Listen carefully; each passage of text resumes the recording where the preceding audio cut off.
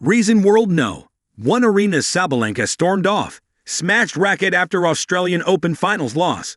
Aryna Sabalenka has defended her racket throwing and walking off court as a way to get in the right headspace after her defeat. World no. One Aryna Sabalenka was overcome by frustration when American Madison Keys took the 2025 Australian Open women's singles title on Saturday night, smashing a racket and walking off court. The 26-year-old could have become the first woman in 26 years to win 3 consecutive AO titles, was defeated by the 19th seed in an agonizing 6-3-2 to 6-7-5 loss. The incredible match had the packed crowd at Rod Laver Arena on the edge of their seats. After the two players hugged and Keys ran over to celebrate her first Grand Slam win with her coach and husband, Jorn Fratangelo, Sabalenka smashed her racket and then sat on her player's bench with a towel over her head, hiding her face. As the crowd cheered loudly for Keys, the loss appeared too much for Sabalenka to handle. She walked off the court with officials rushing behind her. The runner-up is expected to stay on court for the trophy presentation, where they will do a speech.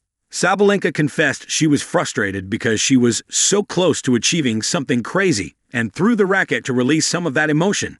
When you're out there, you're fighting, but it seems like everything's not going the way you really want it to go, she told a post-match press conference. I just needed to throw those negative emotions at the end just so I could give a speech, not stand there being disrespectful. I was just trying to let it go and be a good person.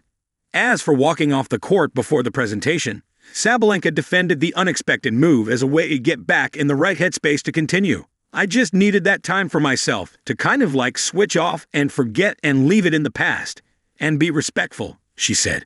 I was standing there and just was like, oh, come on, you've been in her position. She deserves that. She was better player than you. Just, it was tough. Sabalenka came back on court for the presentation, congratulating Keys in her speech. As she stood with her runner-up dish, she joked about seeing the winner's trophy again next year. While Sabalenka said at the point of finals, it's trophy or nothing for her, she also acknowledged what she had achieved in being there. Nobody remembers the finalist, Nobody puts next to the winner the finalist name, she said with a laugh. I go for titles. But of course, I have to be anyway proud of myself with the finals. 3 finals in the row. That's something crazy. I hope that next year I'll come back as a better player, and I'll hold Daphne one more time.